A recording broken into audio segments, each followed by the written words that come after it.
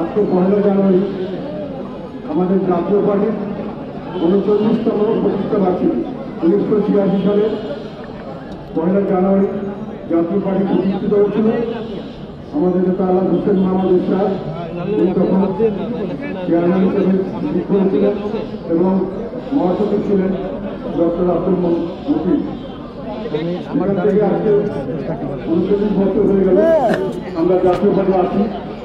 জাতীয় পার্টি আল্লাহর রহমতে জনগণের সেবা যেমন ছিলাম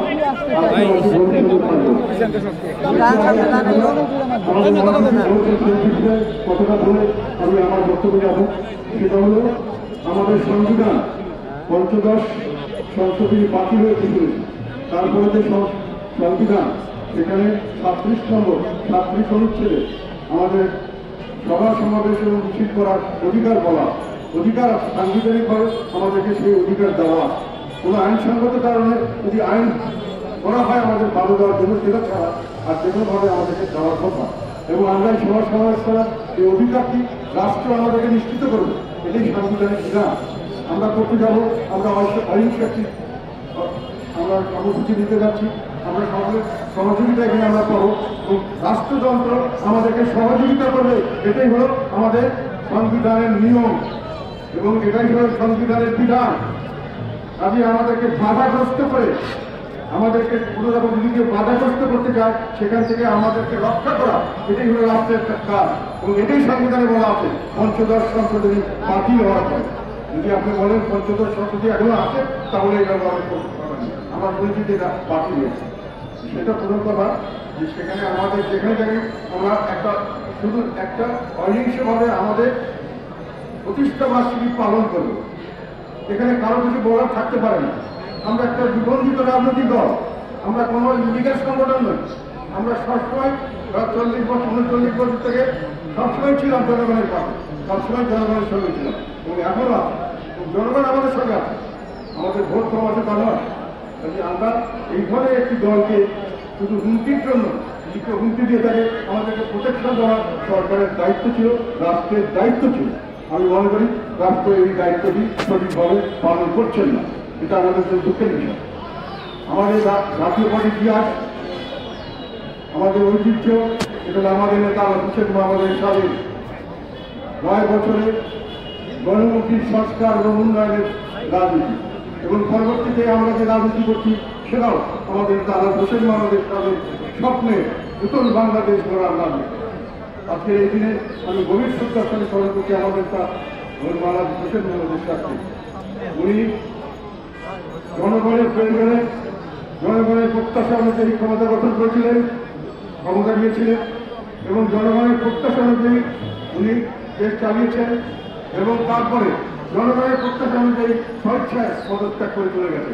ওনাকে যত স্বৈরাচার বলা হয়, এটা সম্পূর্ণ একটি অত্যন্ত একটি নোংরা, আমি মনে করি সঠিক বক্তব্য নয়। এই বক্তব্যটি সঠিক কোনো সময় ছিল না। উনি সবচেয়ে বেশি গণতন্ত্র রাজনৈতিক নেতা বলে আমার বিশ্বাস। আমি বিশ্বাস করি যে ওনার মতো গণতান্ত্রিক রাজনৈতিক যোদ্ধা বাংলাদেশে খুব কর্মীরা প্রদান করছে। উনি কোনো সময় সরকার জনগণের ইচ্ছার বাইরে কিছু করেনি। জনগণ যেটাতে খুশি হয় সেটা উনি করেছে। উনি অনেক সংস্কারমূলক কাজ করবেন, উনি অনেক ধরনের উন্নয়নমূলক কাজ করবেন, কিন্তু সেই সংস্কারটি জনগণ যে কোনো কারণে গ্রহণ করেনি, সেই কাজটি উনি করেননি।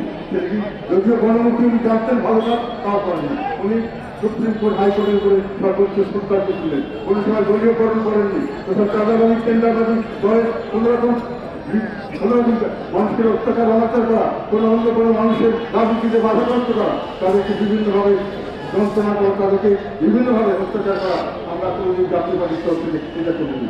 আমরা একটি বন্ধুভূমির মধ্যে একটি সুন্দর অনুদানের মতো সকলেকে আমরা আশ্রয় দিচ্ছি, বিপদে আপদে সকলের পাশে দাঁড়িয়েছি এবং মানুষের ভালো করার চেষ্টা করছি। আমরা কোনো সময় কাউকে ক্ষতি করার চেষ্টা করিনি, আমরা দলীয়করণ করিনি, আমরা বিভিন্নভাবে আমরা যে জনগণের অত্যাচার অনাচার করি নাই, আমরা মানুষের আঘাত ও অধিকারের কোনো আঘাত করি নাই।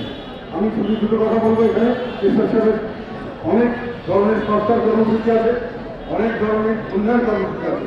আমার কাছে শুধু বিশদভাবে বলতে চাই না, দুটো জিনিস আমার কাছে মনে হয়েছে। একটি হলো সংস্কারের মধ্যে উপজেলা পদ্ধতি, একটি হলো সবচেয়ে সর্বশ্রেষ্ঠ সংস্কার জন্য ওনাকে বন্ধু নামটা আখ্যায়িত করা যথাযথ হয়েছে বলে আমি বিশ্বাস করি। উনি এটার মাধ্যমে গ্রামে গঞ্জে সাধারণ মানুষের কাছে সরকারের সকল সেবা নিয়েছিলেন এবং শাসন ব্যবস্থাকে শাসনের নামে শোষণের থেকে শাসনের নামে সেবায় রূপান্তরিত করেছিলেন। একই সঙ্গে গ্রামের গঞ্জে একটা ব্লক সেন্টার করে উনি সেখানে অর্থনৈতিক কর্মকাণ্ড সেখানে চালু করেছিলেন এবং একেবারে তৃণমূল পর্যায়ে জনগণের জবাব দিলেন সরকারের মাধ্যমে সরকারের সর্বাত্মকভাবে জনগণের সঙ্গে একটি গণতান্ত্রিক পরিস্থিতি একেবারে তৃণমূল পর্যায়ে সৃষ্টি করেছিলেন। এই একটি সংস্কার সবচেয়ে ভালো সংস্কার আর সবচেয়ে উন্নয়নমূলক কাজ অনেক করেছেন। সারা দিন যা জায়গাতে উন্নয়নের উপকার ওনাকে পাওয়া যায় রাস্তাঘাট উন্নয়ন করেছেন। পরবর্তীকালে সবাই তাকে একটু বাড়ি থেকে বেশি কিছু করা যায় সেই মানুষটির একটি কথা উন্নয়নের কথা আমি মনে করি সর্বশ্রেষ্ঠ উন্নয়ন সেটা হলো যমুনার একটি মানুষ পাকা সেতু, যেটা বর্তমানে বঙ্গবন্ধু সেতু, সেটা উনি করেছিলেন। তাহলে সমস্ত কিছু কাজ তখন ঠিক করা হয়েছিল। উনি আগাছে বলাকে করেছিলেন। কেন করেছিলেন? আমাদের দেশকে যমুনা থেকে শুরু করে ব্রহ্মপুত্র যমুনার পর্দায় সারা দেশকে পূর্ব পশ্চিমে একটা ব্যাপকভাবে বিভাজন করেছিল, যার জন্য আমরা উন্নয়নের শিকার হতো না। আমরা বৈষম্যের শিকার হতাম। পশ্চিম দিকের মানুষ ওই বৈষম্যকে হ্রাস করার জন্য উনি এই যমুনা বৃষ্টি তৈরি করেছিলেন এবং ওখানে যেটা করেছিলেন $696 মিলিয়ন বাজেট হয়েছিল এবং সেই $600 মিলিয়ন উনি ঋণ নিয়েছিলেন এবং সেটা নিয়ে সেই 4 বছরের কন্ট্রাক্টে 3 বছর 8 মাসে শেষ করেছিলেন। একটা পয়সাও বেশি লাগেনি। উনি সড়ক শুরু করেছিলেন, উনি রেল সংযোগ করেছেন, গ্যাস সংযোগ করেছেন, ইলেকট্রিক সংযোগ করেছিলেন। তার মাধ্যমে আমাদের আমাদের দেশের পূর্বচ্ছায় পশ্চিমের মধ্যে যে বিভিন্ন ধরনের বৈষম্য ছিল সেই বৈষম্য দূরীকরণের ব্যাপক